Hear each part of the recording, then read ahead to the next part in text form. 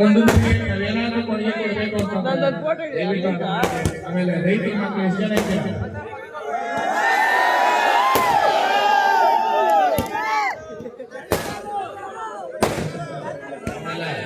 ನಿಮ್ಮ ಮನೆ ಮಕ್ಕ ದನ ಸಾಕ್ರಿ ಹಳ್ಳಿ ಕರ್ತಾನೆ ಸಾಕ್ರಿ ಅಂತ ಯಾಕೆ